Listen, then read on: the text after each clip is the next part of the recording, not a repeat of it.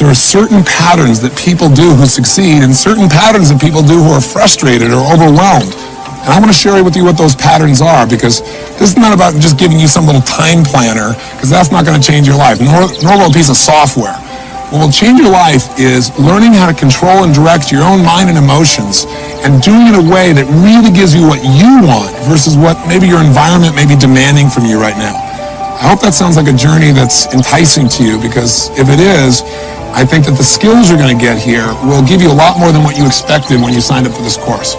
Now, by the way, you signed up for a program here called More Time, and yet you know there isn't any more. So why would you sign up for a course like that? Well, probably because inside of you, you know that there's more time for what matters for you if you restructured your life a little bit. You may not know how to do that, but a part of you knows that that's really possible, or you wouldn't even take in a program like this. In fact, I got a really important question for you, and that is, what is time? I mean, think about it. What is it? What would you say if somebody said, what is time? Well, people have all kinds of interesting answers to that. It's a calendar. It's a measure of activity, some people say. But I would say to you that time is nothing but emotion. Time is a feeling, and we forget that, and that's why we get stressed. Because we don't think about our feelings. We create to-do lists. And we focus on activities, and very often we get all of our to-do lists done. We cross off all the activities, but we're still not fulfilled. And many times we've got a bunch of movement, but we really don't have any achievement, much less these good feelings that we're pursuing. I mean, think about it. Time, you've had experiences in your life where time flew, right? Where hours may have felt like minutes, especially if you're with somebody you love or you're doing something that really juiced you as a person, something you're really passionate about. So you and I got to get clear that if we're going to have more time, what we really have to have is more of the emotions we deserve, that we're going to have to learn how to direct and shape our own lives in a new way. And by the way, the promise that's been given to us throughout the years was that technology was going to give us more time, right? How's that work for you so far? I don't know about you, but I found that as my life became somewhat more successful, it actually became much more stressful. And with technology, instead of that freeing me, on some ways, and it's my own fault, the technology almost became the master of my life. I found myself limiting and living a life that felt limited by all these reactions I was having. And what I mean by that is work no longer was something I did at the office. Work was something that followed me on my belt with my beeper. It showed up in emails wherever I was in the world, and it showed up on my cellular telephone. And I was constantly reacting and then wondering why, gosh, I have all this activity and I have no time, and gosh, I'm not really feeling very happy even though I'm doing some good things. The reason is because there is one thing, and it's not technology, that'll change your life. And you know what's great about this one thing is it's one of the most powerful forces in your life. And the good news is this force, this power is something you've been using your whole life. And that is the power of focus. Just by changing what we focus on, we change literally what we feel. What you focus on to a great extent determines whether you're succeeding or whether you're failing in your business, in your career, with your children, in your intimate relationships as well. So focus really determines the quality of our lives. Whether or not you're fulfilled or whether or not you just feel stressed is really a matter of focus. And ultimately, your achievement level is clearly directed on where do you focus? Where do you put your energy, your emotion, your time? But the challenge is that most of us don't direct it consciously. In fact, a lot of us are incredibly stressed because we don't consciously direct our focus. Extraordinary people who produce extraordinary results have a different way of thinking. Oprah is a different way of thinking. It models what it is I've learned from being around several million people, some famous, some not so famous, but maybe more profound in what they've done for the world and for themselves. I think, wow, in business and in life, the way you focus your mind will determine your success or failure. Now here's the challenge. Most of us don't direct our focus because we're in reaction to environmental stimulus. What that means, in technical terms, made simple, is there's three things in our life that tends to grab our focus and make us react rather than really live our life on our own terms. What first gets your focus? Things that have the potential to give you pain. Things that you kind of worry about. Things that you are challenged by. Things that you think could be a real problem. That tends to get our focus, and we tend to call that worry. Worry is an achiever word for fear. We're fearful that something bad's going to happen, so we put a lot of attention into it. And sometimes it's at the expense of things that are much more important, like our family or our health. Sometimes we worry about things that will never happen. And I think that what happens for most of us is fear gets our focus. And it's natural. It's our survival instinct to avoid pain. But we've got to break out of it if we want an extraordinary quality of life and think differently. And I'm going to show you some ways that you can do that for yourself. The second thing that tends to get our focus is things that can give us pleasure, especially immediate pleasure. Why? Well, think about it. We're stressed a lot of the time. We want to get out of that stress, so we look for something to make ourselves feel good, because that'll happen real quick.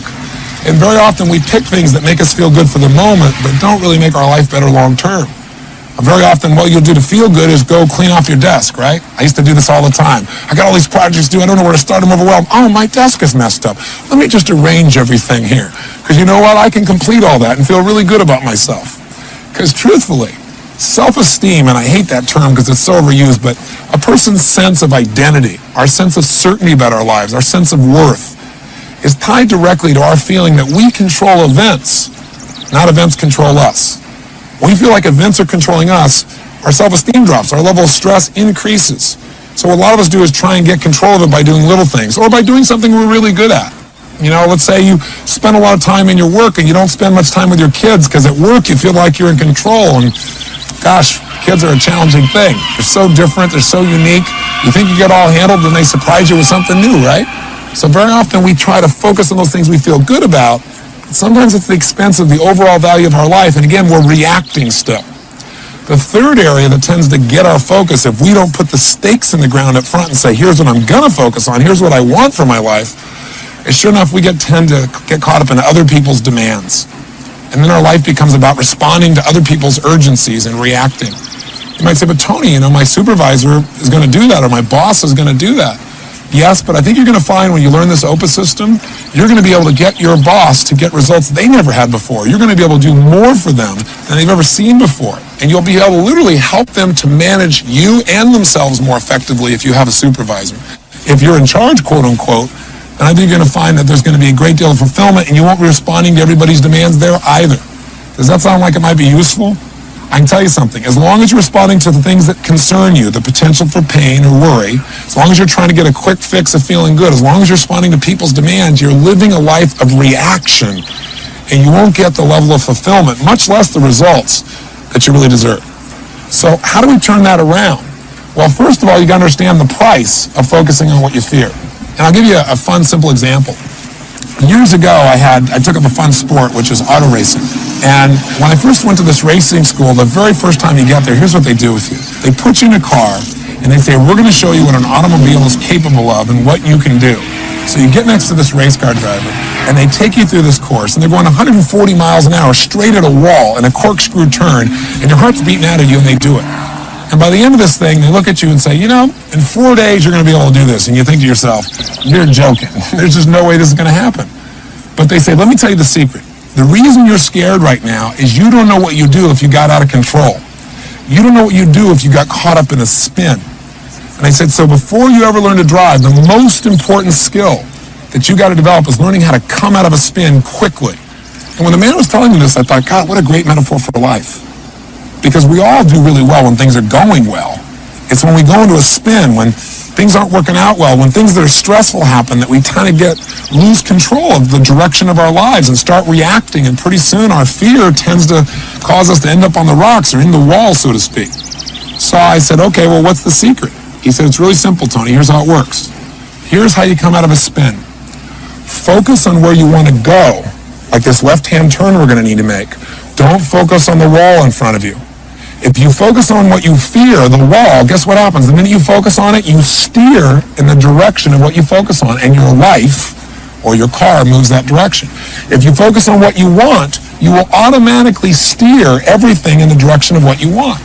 He said, you ever hear about, somebody driving down like a desert highway, and there's like a telephone pole every quarter of a mile, and this guy's driving this Porsche 100 miles an hour, and it's the telephone pole? And I said, yeah. He goes, that happens all the time. He said, you know why? As soon as people start to feel like they're out of control, they focus on what they're afraid of hitting, and they drive right into it. I thought, that's a great metaphor for life. He said, so all you got to do is don't get scared. Even if you do get scared, you will. Even though you're fearful, focus on what you want, not what you fear. I said, no problem. I teach this stuff. How do you think I did? Not very good. Because what happened was he was smart. He got me driving for a while, and I was concentrating, and I was waiting. I knew any moment he's going to do this. But see, life doesn't give things to you. It doesn't give you challenges when you're ready for them. It's like just when everything's going great, that's when life comes by and gives you a little test. That's like when our Creator says, it's time for you to grow, and you're not ready for it, so you're going to grow the most right now.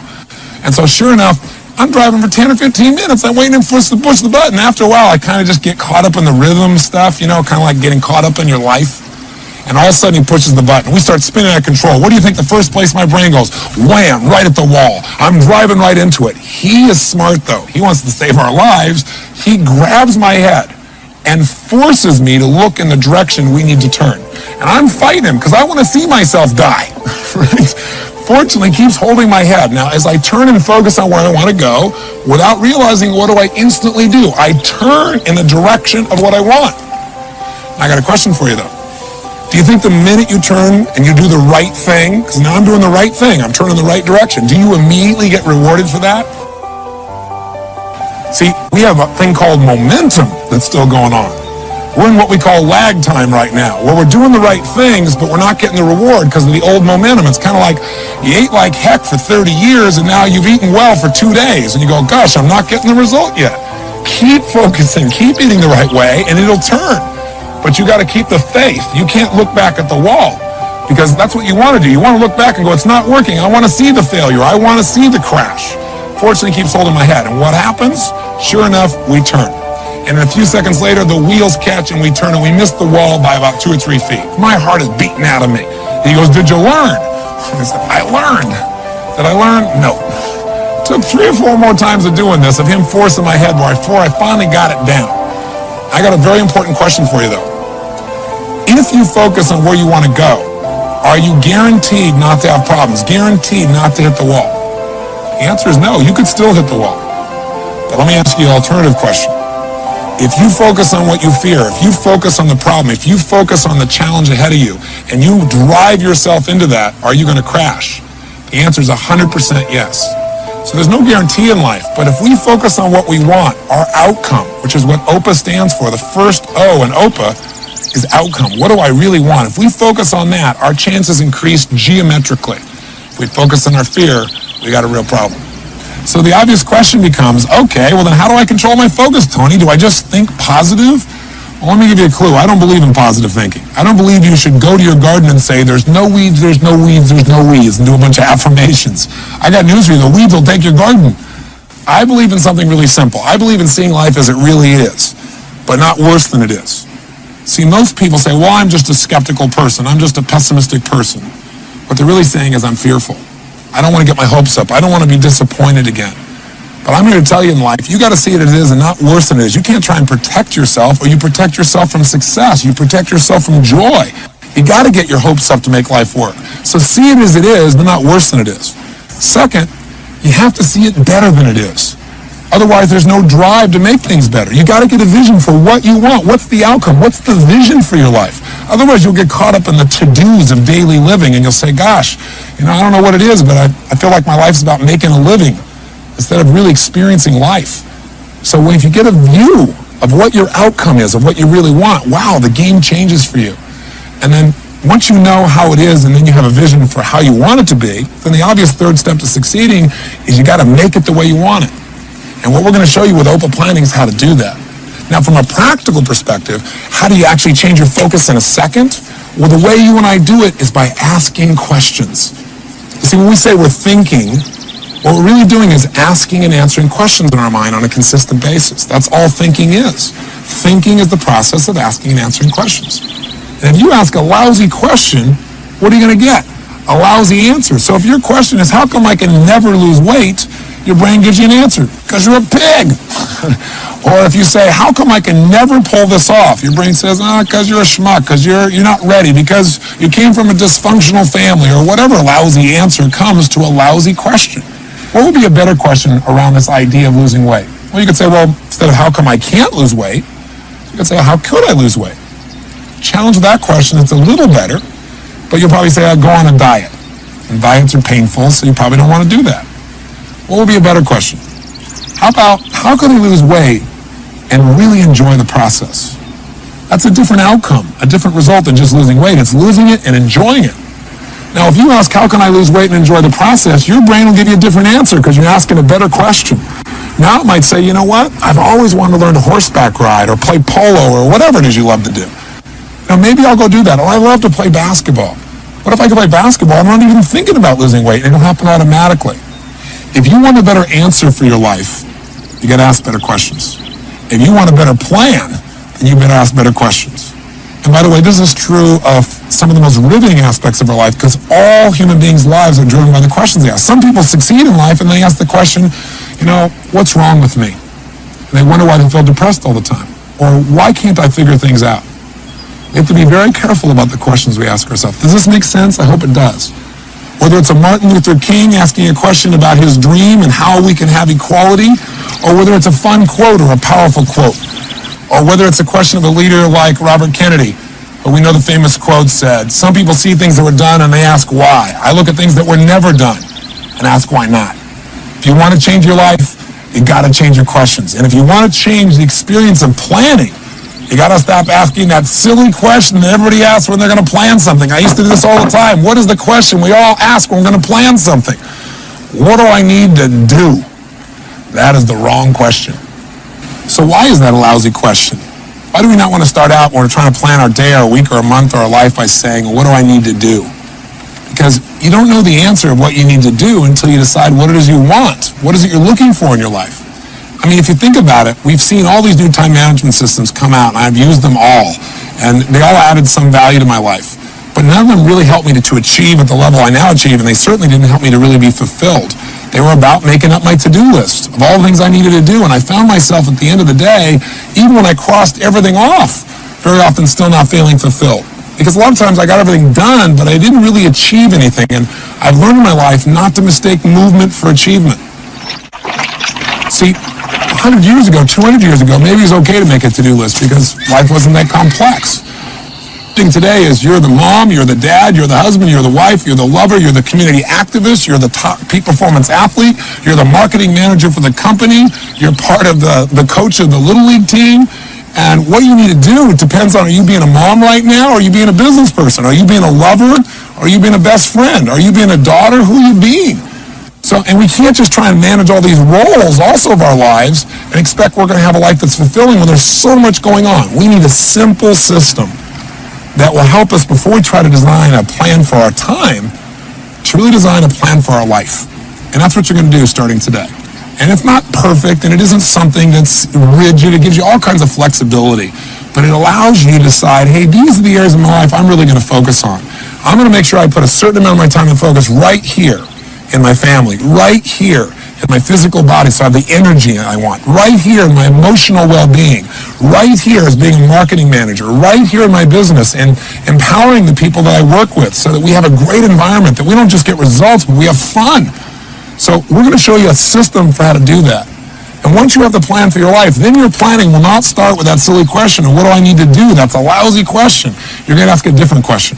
You're going to ask 3 of them in a very specific order. And I'll just tell you up front, it's really simple. The OPA word stands for the 3 questions. Before I tell you the 3 questions, let me tell you what anyone who succeeds knows. You find anyone who's successful in any area of your life, business, finance, emotion, they're happy, they're fulfilled. Here's what they know. Number 1, they know what they really want. Most people don't know what they really want. They don't know what we call their outcome, their result. And when you don't know what your outcome is, when you don't know what you really want, life can be really frustrating. Life becomes a bunch of things you have to do, and it doesn't give you any juice. You don't have a clear direction for your life. And without a clear direction, very often you end up on the rocks of life. You just don't have the guidance. You don't have that sense of that my life has some kind of meaning. The second thing that people succeed know is not only what they want, but why they want it. Because the reasons are what drive us as human beings. That sense of purpose, that's where the emotion is. That's where the juice is. Not just getting a target, but knowing why we want that target. That's what will get you to have the energy to actually follow through. And then the third question they know is, what do I need to do to make that happen? And people that know what they really want and know why they want it can usually figure out how to make it happen because they got enough drive and enough clarity about what they want. So OPA stands for those 3 questions in a very specific way. Let me tell you what OPA gives you. Freedom. Because what happens in life is most of us think our to-do list has to get done.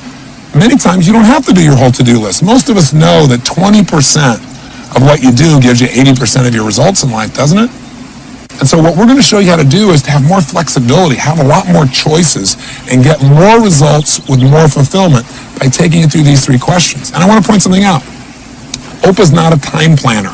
Again, it isn't a book. If you open this book, you go, well, it's got a calendar, and it's got an A through Z, and so do all these other programs. Or here's a nice piece of software. That's not OPA. OPA is a simple system of thinking that will change your focus, which will immediately change how you feel. It'll change the direction you're heading. It'll turn you in a different direction, and it'll get you a different set of results. Not only is it a simple system of thinking that changes direction and results, but it'll also make you feel fulfilled. Because think of it. The only difference between work and play is your purpose. A lot of people, when they're playing, do things that are really actually hard work. But they don't call it hard work because they say it's fun, because they decided, I want to do this. This is a cool thing. This is competitive, or this is creative, or this is strong. And everyone I know who succeeds, their work has become play for them. They have really found a way to enjoy what they do because they found an empowering purpose. Activity without purpose is the drain to your life. It's a drain to fulfillment. It's a drain to achievement. So we're going to get these little simple questions, and we're going to show you how to use them in a practical way. This book will guide you to get greater results and greater fulfillment. That's the whole process of what OPA is really about. Part of what OPA is going to do is you're going to put the stakes in the ground and say, these are the most important things in my life, and I'm going to focus on them daily. And you're going to start noticing things that will bring you closer to what it is you really want. If you focus on a to-do list, guess what you get? More to-do lists, more lack of fulfillment, more things to have to do. I don't want your life to be about being a human doing. I want it to be about a human being where you experience what you really deserve and what you really want. This is a chance to really get fulfilled, to change the emotions. I mean, would you like to feel more joy on a daily basis, more passion, more excitement, a greater sense of confidence and certainty? That comes from knowing that you're in control of the events, not the events are in control of you. I want you to have a system that is your system, your life management system. That's what OPA really is. So I want to invite you to join me now. Come on this journey. Decide right now you're going to do whatever it takes to master this. Because I can tell you that in my own life, I feel so many great privileges. And I'm sure some of it must be luck. There's luck in anything.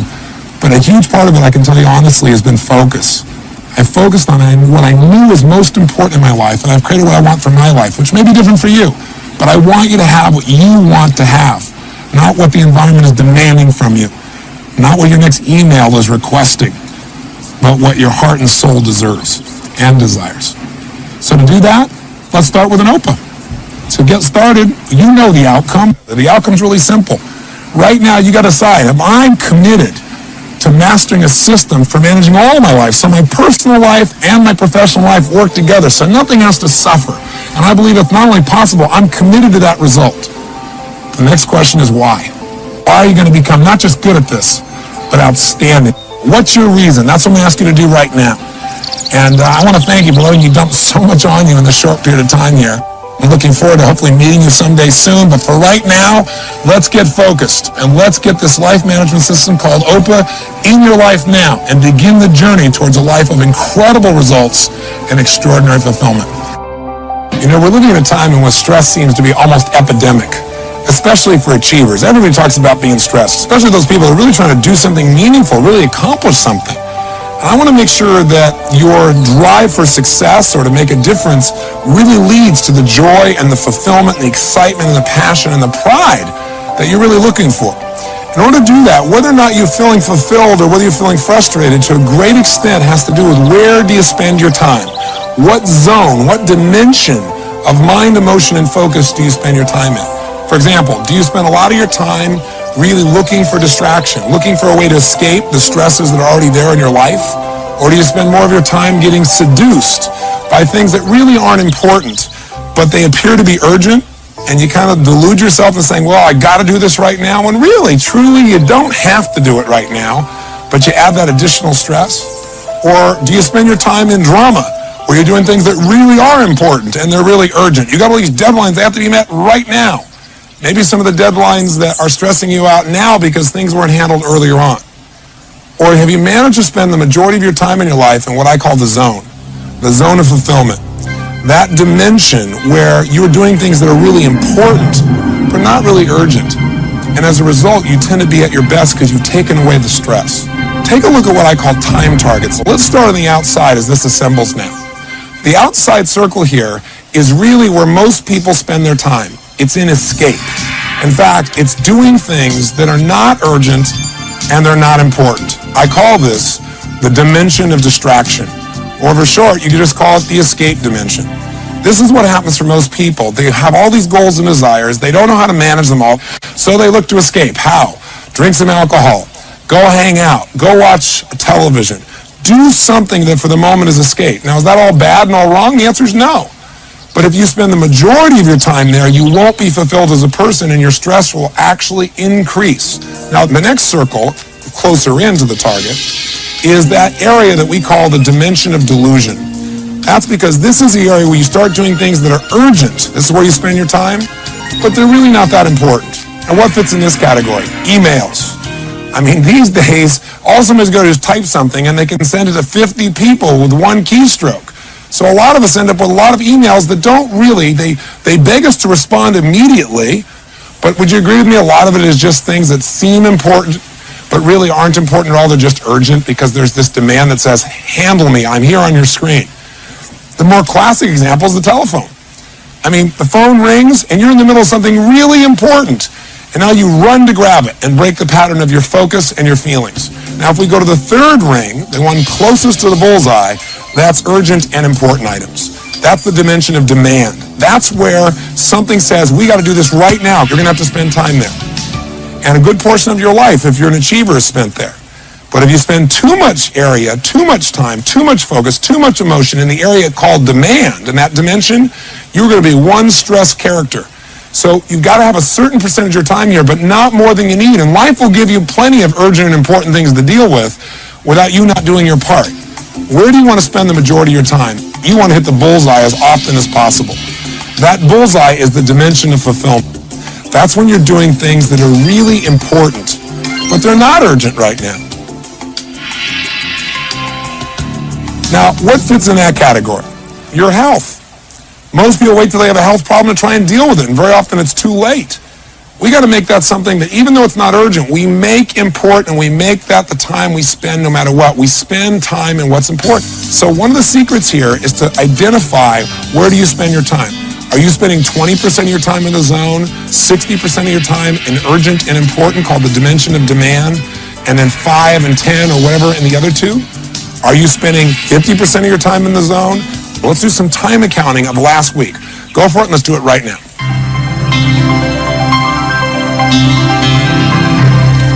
So what did you discover? Where are you spending your time? The optimum time, the goal, is to spend close to 50% of your time doing things that are important but not urgent, at least 40% of the time. If you're in that 10 or 20%, I know you're going to be stressed and you're not going to be as effective as you could possibly be. Does that make sense? People in my company will tell you, I believe that anything we really want to get done, if we're committed, there's a way to do it. There's some form of leverage. Someone else could speed it up for us. Someone else we could trade with. We could do something with. We could make it happen. Boy, if you could do that, your life would feel more fulfilled. Is it singing, a dance class, walking on the beach, time alone, time with a friend? I don't know what it is, but what is it for you? Maybe write those down. Guess what will bring you to the zone day after day after day? Oprah.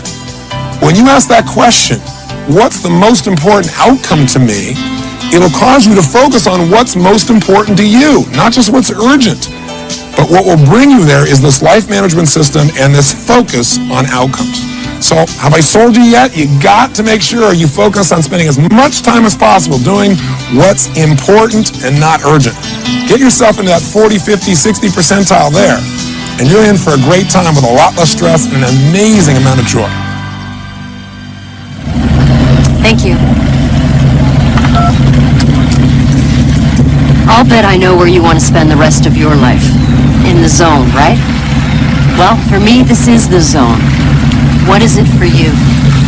Now let's go back to Tony in Fiji, and he's going to show you, just as he's showing me, how to create the life plan that will place you in the zone. Shall I proceed?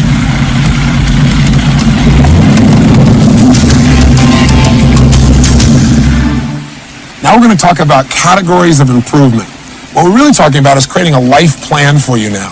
If you don't have a plan, you fall into somebody else's plan. It's the old thing of, if you fail to plan, you plan to fail. It's an old overused phrase, but it's really true.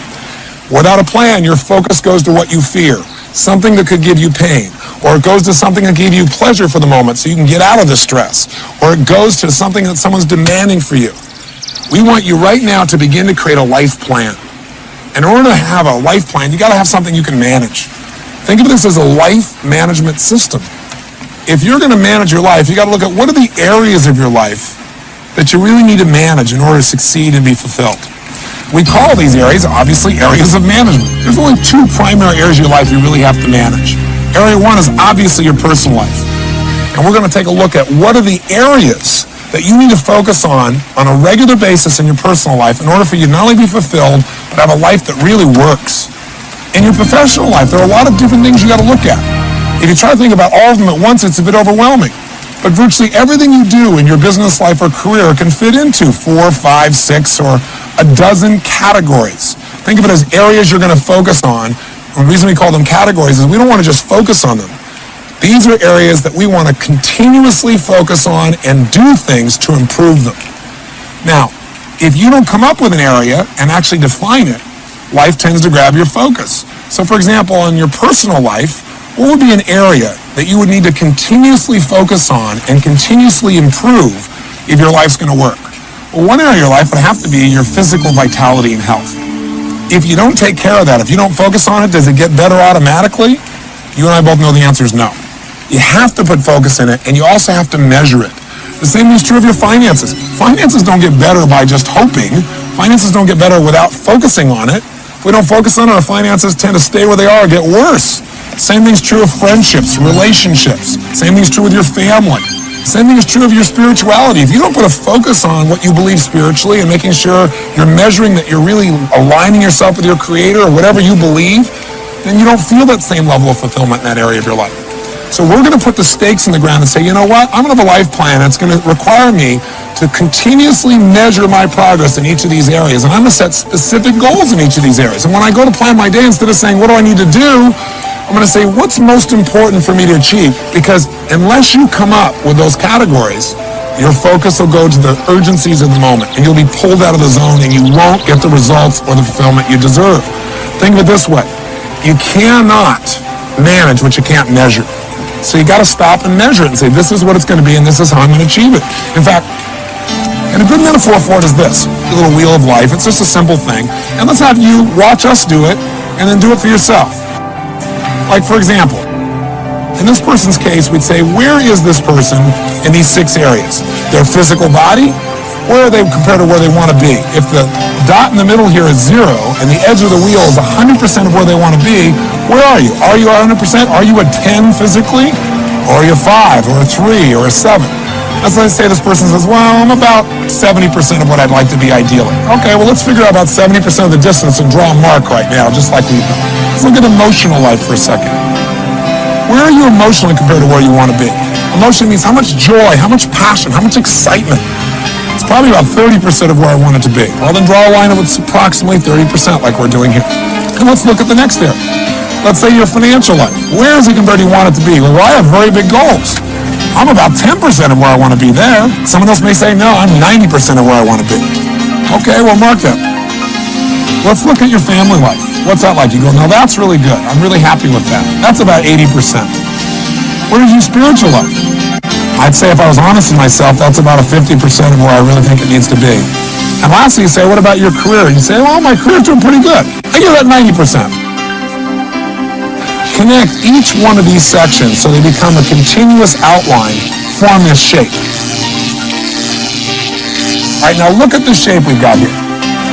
If this was the tire on the car called your life, how would your car drive? Well, for most people, it would be a rough ride. The categories of improvement, having these areas you're not just going to focus on continuously, but you're going to constantly improve, have specific goals for and plans for, and that your life revolves around, will not only take you out of overwhelm, but it'll give you the power of balance. Because for most people, they think of balance as a passive thing. Balance gives you this well-roundedness that allows that tire to go stronger and faster and produce greater and greater results while being more and more fulfilled. So we have 2 areas of management. What are they? They're, of course, our personal life and then our professional life. Let's just take one of them. Let's take your personal life. And let's come up with what are the areas of your personal life that you're going to continuously focus on and improve. Do you get the idea? Okay, You don't do this perfectly, and you can change this. It'll only take you 2 or 3 minutes. Go ahead and do this right now.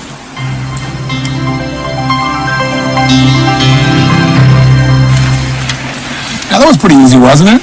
I mean, it doesn't have to be perfect, but you'll tend to notice that most people in their personal life have very similar categories because there aren't that many areas of our life that we really need to focus on for our life to be fulfilled and to be successful and for it to be balanced. Our professional lives tend to vary a little bit more because it depends on your profession. So now we're going to make that set of categories. You know, making sure I constantly improve my skills as a manager or as a salesperson or a marketer or as an accountant or as a lawyer or as a doctor. This is an area I got to constantly improve to be happy, to be fulfilled, to be successful. That's an area I got to constantly focus on. I can't just improve it once in a while. I've got to think about it and measure my improvement so I continue to have a competitive advantage and so that I feel good about my life.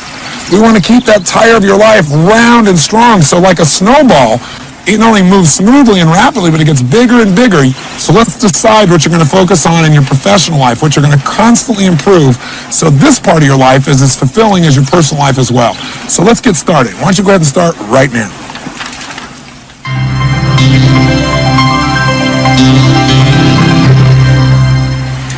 So how'd you do? I'm sure not perfectly. I know I was far from perfect making my first list of professional categories, but you can make it better. You're getting a start here. Roles are the places, the way you think about yourself, I guess I should say, as you're working in this area. So for example, if you go, I got to work on my finances, it's different than you say, you know, I need to work on being my financial genius today. Because when you're feeling a financial genius, it makes you smile. It puts you in a different place. In these areas of your life, these categories of improvement, let's juice them up. Let's say the area of your physical body, maybe we'll put a word or two there like world-class fitness, and then we want to create 2 or 3 roles, or maybe more. Who are you? You're an athlete. You're maybe an Adonis, right? Something humorous, something that'll juice you up, something that'll make you smile, something that'll say, wow, when I think about that, I want to go there. I want to spend time in that particular area of my life. I'm a pilot, for example. Saying I'm a pilot is interesting, but when I go, you know, I'm a licensed source of passion. That makes me laugh. That makes me smile. That allows me to share that feeling with other people in a different way. Let me give you some specific examples of how this could affect you. I had a woman who came to one of my seminars here for more time, and she was really frustrated, really depressed. And she raised her hand and she goes, well, what if you got categories, but you don't want to make any categories because you hate your job? I said, well, you know, let's talk about that for a second. What's your job? She goes, well, I'm a school teacher. And the look on her face made you know that she wasn't too terribly thrilled about it. So I said, well, what do you associate to being a school teacher? What are your roles as a school teacher? Because when you have an idea of who you are, you come up with these beliefs about what you are. She goes, well, I'm a disciplinarian. She goes, I'm basically the enforcer of the state's will. I'm a babysitter because their parents never took care of these kids, and so I have to constantly discipline and babysit them. And she was rather harsh. I said, ma'am, I understand how you feel, but can I ask you a question? Why did you originally become a school teacher? You obviously wanted to be that at one time. She goes, well, I don't know. I thought I could make a difference. I said, what did you really want to be? What did being a school teacher mean to you back then? What was the role of that? And she said, I guess I wanted to be a developer of the human spirit. And you watched her whole face just all of a sudden change. I said, then why don't you just do that? Why don't you be a developer of the human spirit? And she said, well, I said, if you were a developer of the human spirit versus a teacher, what would the rules of the game be? Who would you be? What would you do? She goes, well, if I was a developer of the human spirit, I'd have to love every child in my class. And her whole face changed. She started to smile. I said, if you were a developer of the human spirit, what else would you have to do? She goes, well, I'd have to make learning fun. I'd have to get to know the parents and not make them wrong and help them understand their own children and what's happening in their lives. And she went on and on and on. And I said, so how do you feel about your job? She goes, I got a career. It was that second of shift that happens when we change what something means. Words have power. They change our biochemistry. You ever had somebody call you a particular word and felt the change in your body? Words have power, the right words. They change what things mean to us. I'll give you one other quick example. Woman comes to one of our seminars, very frustrated, stressed out, hates her job. What does she do? I'm a stockbroker on Wall Street. Or what do you do as a stockbroker? Well, you got to go cold call a bunch of people and trying to get them to give your money. And then you got to follow up all the time. And I just hate it. I said, okay, well, you can change the job. But before you do, you know what the problem with changing jobs is? You take you with you. You always think if the company's the problem, and you go to a new job, it feels okay for a while, but pretty soon you're back to the same problems. I said, what we got to do is change your mentality, your psychology. I said, did you ever enjoy this? She goes, well, in the beginning, I was kind of excited about it. I said, let me ask you a question. What are you really being? What would be a role, a way of describing what you do that would make you grin from ear to ear? What do you really want to be? She goes, well, I want to be a mover and shaker. And I said, well, you're on Wall Street. You work for one of the biggest firms in the world. You're doing quite well. I said, maybe that's what you are. And all of a sudden she smiled and she goes, damn right I am. I said, what else are you? When you're making cold calls, forget that. Who do you want to be when you communicate with people on the phone? And she said, a treasure hunter.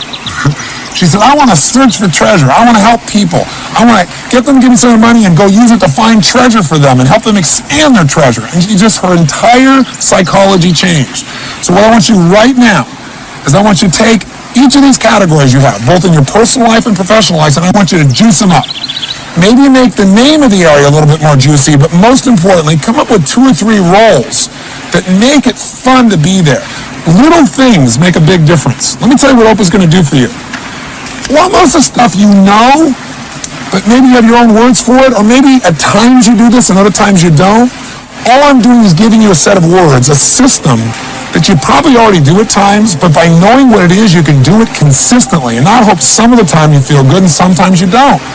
If you're heading in this direction right here, and we make a little 10-degree shift with Oprah, that seems like nothing. But we take that out a week from now, a month from now, 6 months from now, you're in a totally different destination in your life. Radically different difference. And language and identity are a big part of that. But start this process right now of juicing up your life by figuring out what are the roles you're going to play in these areas that are so important in your life called categories of improvement. Let's do it right now. So we've got to ask those questions. So now the big question is, how do we turn this into a system? Well, a big part of the system of being able to manage something, besides knowing the outcome, knowing why, and the action item, is creating a visual chunking system. Now, what the heck does that mean, a visual chunking system? Well, let me give you an example. When we are given tons of information really quickly, and we get this little bit of information, this and this and this and this and this and this and this and this, pretty soon a human being gets overwhelmed. But if we find a way to connect various things through a period of time, we can find a shape, and pretty soon all of these items might become 3 things. I'm going to get the idea of what I mean by this. So instead of all these individual items make you crazy, chunking is grouping together individual items, resources, ideas, or thoughts, so that by grouping them together, they become more useful. And part of what makes them more useful is by collecting them together, you're able to focus on them and not become overwhelmed. How many follow that thought? Say aye. So I'll give you an example, and let's test your chunking ability real fast. I'm going to show you a series of letters, and what I'd like you to do when I show you those letters is I want you to immediately chunk those letters. What I mean is I'm going to show it to you very briefly, and the camera should only look straight on here when I go to show you. And I want you to write them down, what you remember. I'm going to give you a very brief time to look at it. Okay, you look it up on the screen, will probably be the easiest way. Here we go. Okay, write it down.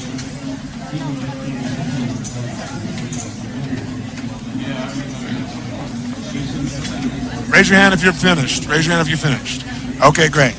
So I'll turn around now and then see how accurate you were. How many got them all accurately in order? Let me see, show of hands. Okay, keep your hands up. So we got less than 5% of the room, probably 3% of the room. How many got, well, how many letters are there? I think there's 11. 1, 2, 3, 4, 5, 6, 7, 8, 9, 10, 11. How many got, of the 11 letters, you got at least 7 or more of them accurately? Okay? How many got less than 5 accurately? How many got less than 5? Okay, good. So what if I said to you, now how did you try to figure this out? How did you try to remember this? Somebody who succeeded and did it. Sir, did you get them all? Okay, tell me how now what I want to see is how he chunked it. Now what does chunking mean? He didn't try to get the whole thing at once. He grouped it in some way, I'd be willing to bet. That's why he was able to retain it. So how did you chunk this? EUB, QEL, and EUB, QEL, and then QRAW, or UU. Okay. So he chunked it into 3 chunks. Okay, and that helped him to remember it. Okay, give me a hand. Nice job. Yes. Tony, I didn't write them down. I just flashed on it, and I know what the word is. You knew what the word was? Yeah. Okay. What's the word? Albuquerque. That's correct. What if I wrote it this way? How many of you would have been able to write it down? Can you see it? How many of you wrote it out that way, you would have been able to write it down immediately? Let me see a show of hands. Sure, because you recognize Albuquerque. Because Albuquerque is one chunk for most of you. But it was all these things that were random, most of you weren't able to get it. Many of you tried and failed. Let's see why you did. Now, are you from Albuquerque? Do you know anybody in Albuquerque?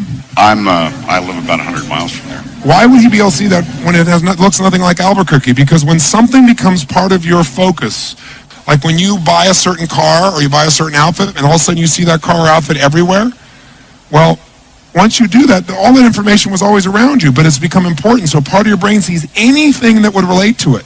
That's also what happens when you have a clear outcome. When you have a clear outcome, suddenly you start seeing Albuquerque where other people see nothing but a mixture of stuff. You start seeing with your outcome how to achieve it where no one else can figure it out because you have a clear outcome. I did this once in a seminar a couple of years ago, and the lady said, I know it is, it's Albuquerque. And I said, do you live near Albuquerque? She said, no. Ever live near? She said, no. I said, you have a lover in Albuquerque, don't you? And she went, no, I don't. And everybody saw her face. She was in school, and she started laughing. She goes, well, I do have a lover. How do you know I had a lover? Because I know the person either had a proximity or something. They had an emotional association to unscramble something with no help. In a matter of, I gave it to you for 5 seconds. When you become emotionally associated to something or you have clarity of something being important, your brain figures the whole thing out. That's what the value of outcomes are. Is that pretty powerful? Now, how many could have gotten it here? Come on. How many could have got Albuquerque here? If I did it this way, you could have written down the letters and say I. Because it would be chunked differently. So who else got it, though, this way? As more than one. Yes, how did you chunk it? I made it Euclid Crow. E-U? B. B. Euclid Crow. L. Crow. Crap. So she chunked it how many times? 3 times, and she chunked it auditorily instead of visually. How many see that? By the way, do you see a pattern? Both these people that succeeded chunked it 3 times. Somebody else. I sort of started off by just doing what this dude back there did, which is just sort of like one at a time. I sort of put EU, BQ, EL, and then just the growl sort of seemed to work, so I probably just threw that down. So you still chunked 2, and then you went for the last 3 twos, one. and then... So she still did. Chunking in 3s is most common. For most people, someone shared this with me the other day, chunking, they chunk like this. 1, 2, 3, many. When you get beyond 3 for most people, it's many. So 3 is usually, and if you try to chunk it as 1, unless you had the reference for Albuquerque, you were in bad shape. Who did not get it? Who did terribly, honestly? Because you did terribly, there's nothing wrong with you, it's just that your strategy for chunking was not effective. So sir, how did you try to chunk it? I tried to chunk it EUB, QEL, except... All this is 1? No, I tried to do it in 3, but in my language rules, U always follows Q. And so I got all confused about halfway through it. So Okay, so what happened is he tried to chunk it with 3, but he let his belief systems, he calls his rules, determine that this couldn't be. And that fried his brain. So what you have to understand is if you're going to get a job done, if you're going to take a dream and turn it to reality, you're going to have to chunk it into a bite size, not so small you're overwhelmed and can't remember it, and not so big that you're overwhelmed. And so what OPA is a visual chunking system. I'll give you one more. Let's see what you've learned. I'll give you one more example real quick here.